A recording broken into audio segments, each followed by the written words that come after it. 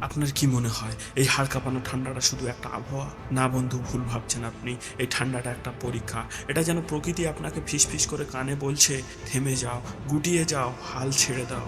বন্ধু, শীতকাল হলো অলসতার সবচেয়ে বড় সময়। আপনার মস্তিষ্ক আপনাকে সবসময় বলবে বাইরে যেও না, লেপের নিচে আরাম করো, কিন্তু আপনার আত্মা সে কি চায়? বন্ধু, আজকের এই লড়াইটা বাইরের তাপমাত্রার সাথে নয়, আজকের এই লড়াইটা আপনার সাথে শীতের। এবং বিশ্বাস করুন, এই যুদ্ধে যদি আপনি জিততে না পারেন, তবে জীবনের বড় যুদ্ধগুলোতে আপনি পিছিয়ে পড়বেন। সকালে যখন অ্যালার্মটা বাজে তখন মনে হয় ওটা অ্যালার্ম নয়, ওটা একটা অত্যাচার। আপনার বিছানাটা তখন চুম্বকের মতো আপনাকে টানতে থাকে, মনে হয় পৃথিবীর সবচেয়ে সুখ ওই কম্বলের নিচে। বন্ধু, একটা কথা মনে রাখবেন, নিজেকে জয় করাই হলো প্রথম এবং সর্বশ্রেষ্ঠ বিজয়। তাই শীতের সকালে যখন আপনি কাঁথা সরিয়ে ফ্লোরে পা রাখবেন, তখন আপনি শুধু ঘুম থেকে উঠছেন না, তখন আপনি নিজেকে জয় করছেন। ওই ঠান্ডা ফ্লোরের ছোঁয়া আপনাকে মনে করিয়ে দেয় যে আরামের দিন শেষ, এখন যুদ্ধের সময়। বন্ধু, যে মানুষটা প্রতিদিন সকালে নিজের মনের বিরুদ্ধে গিয়ে বিছানা ছাড়তে পারে, তাকে বাইরের কোনো শক্তি সহজে হারাতে পারে না। আমরা সবাই কমফর্ট জোনকে ভালোবাসি, কিন্তু জানেন তো, আরামের গণ্ডিতে আগাছা জন্মায় কোনো বট গাছ না। জনের সেড একটা লাইন বলেছিলেন, জাহাজ বন্দরে সবচেয়ে নিরাপদ থাকে, কিন্তু জাহাজ তো তার জন্য তৈরি হয়নি। বন্ধু, শীতকাল আপনাকে বন্দরে আটকে রাখতে চায়। সে চায় আপনি নিরাপদ থাকুন, উষ্ণ থাকুন এবং স্থির থাকুন। কিন্তু আপনি যদি আগুনের মতো হতে চান, তবে আপনাকে ঠান্ডার মুখোমুখি করতে হবে। একটা কথা জানেন তো, লোহাকে আকার দেওয়ার জন্য প্রথমে তাকে আগুনে পোড়াতে হয়, তারপর ঠান্ডা জলে চুবিয়ে শক্ত করতে হয়।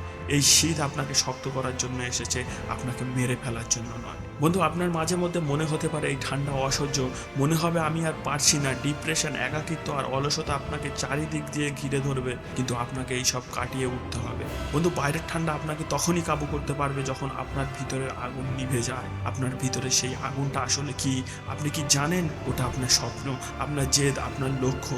বন্ধু, যখন শরীর কাঁপবে তখন জেদ দিয়ে নিজেকে উষ্ণ রাখুন, বলুন আমি থামবো না। প্রকৃতি আপনাকে চ্যালেঞ্জ করছে, দেখি তোমার কত সাহস। আপনি কি সেই চ্যালেঞ্জ গ্রহণ করবেন, নাকি লেপের তলায় লুকিয়ে পড়বেন? বিজ্ঞান বলে ঘর্ষণ থেকে আগুনের সৃষ্টি হয়। বন্ধু, জীবনটাও তাই। যখন আপনি প্রতিটি পরিস্থিতির সাথে ঘর্ষণ খাবেন, যখন আপনি ঠান্ডার বিরুদ্ধে হাঁটবেন, বাতাসের বিরুদ্ধে দৌড়াবেন, তখন আপনার আসল চরিত্র উঠে আসবে।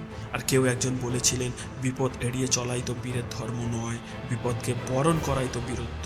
বন্ধু, শীতের সকালে জিমে যাওয়া বা কনকনে ঠান্ডায় নিজের কাজ করা, এটা সাধারণ মানুষের কাছে পাগলামি মনে হতে পারে, কিন্তু এই পাগলামিটাই আপনাকে এক্সট্রা অর্ডিনারি বানাবে। মনে রাখবে, হীরা আর কয়লা দুটোই কার্বন, কিন্তু চাপের পার্থক্যের কারণে একটি মাটির নিচে থাকে আর একটা রাজার মুকুটে। এই শীতের চাপটা সহ্য করুন, আপনিও হীরা হয়ে চমকে উঠবেন। শীতকালে রাস্তাঘাট ফাঁকা থাকে, কুয়াশার জন্য বেশি দূর দেখা যায় না। বন্ধু, জীবনের সফলতার রাস্তায় আপনি অনেক দূর পর্যন্ত দেখতে পাবেন না, এবং সেখানে খুব বেশি মানুষও থাকবে না। আপনাকে একাই হাঁটতে হবে।